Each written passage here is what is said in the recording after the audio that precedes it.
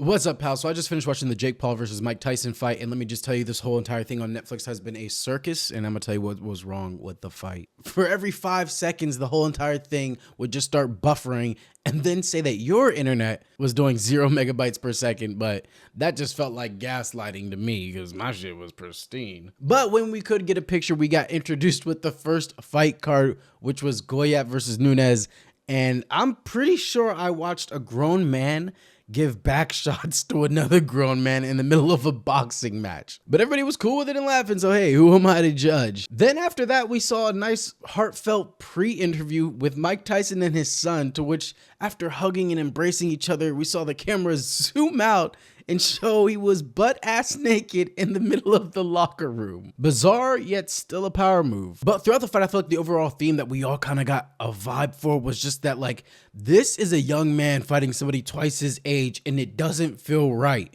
Mike Tyson just did not have the proper movement, or I don't want to say wholeheartedly the stamina, because he made the 8 rounds at a 2-minute per round rate, but he wasn't doing a lot of movement in his legs. And we kind of got a premonition of this because when he was actually entering the ring, we saw him trip. Sure, anybody can trip at any time. It's just a trip. It's nothing, no big deal, nothing, whatever. But in the context of the whole entire thing, you can kind of see that he wasn't going to be able to keep up. And I mean, he even had a compression sleeve on his knee. Not like it was just that one knee. I think the guy's knees are just done. You know what I mean? He's 58 and Jake is 27. But during the fight, after a while, you kind of just felt the audience kind of like tune out of things, and everything got quiet, and the announcers started speaking more with like sympathy in their voices. Just like, oh, well, damn. I know it was very heartbreaking for everyone that really grew up with Mike Tyson.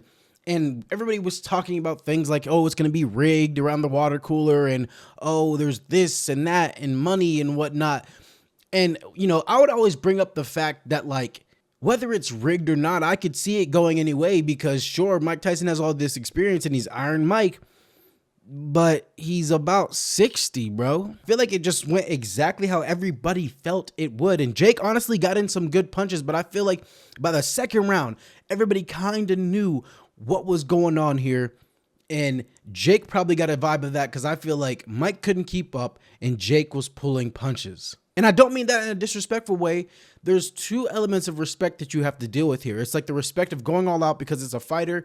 Second level of respect is just like, oh my goodness, this is a legend. This is clearly a bad matchup. And Mike was really showing his age in several ways. I mean, at one point, it looked like he was about to dodge a punch that didn't get thrown. Either that or it was a taunt, but it kind of looked like a flinch to me. And I'm not saying that disrespectfully. I mean, it is what it is. You got all that adrenaline pumping through you.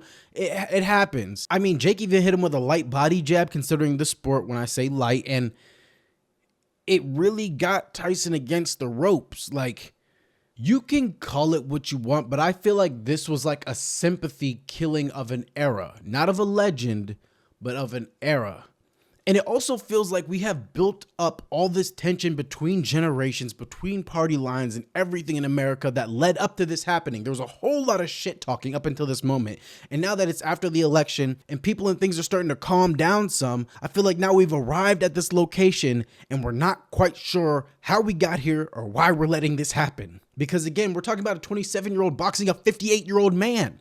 But at the end of the day, grown men make grown men decisions. Understand that first and foremost. And they got paid a lot of money. So, but I will say this, a little piece of information I did kind of stumble into that I don't know if it's true or not. I heard that Mike Tyson wouldn't get paid if he knocked him out in the first round. And I also heard he wouldn't get paid if he didn't make it all 8 rounds, which is kind of a crazy spot to be in. I don't like, he would have to literally knock him out in the 8th round to get paid, is what that sounds like to me, or win by points. You know what I mean? But I don't know how true that was. But at the end of the day, my overall message for this was just like, this shit just didn't seem right. And I feel like it wasn't rigged to be that way. I feel like they both actually genuinely came into this for a fight. And I just feel like by the second round, it was just definitely kind of depressing, you know what I mean? But like awkward depressing, because you don't want to say sad because you have respect for Mike.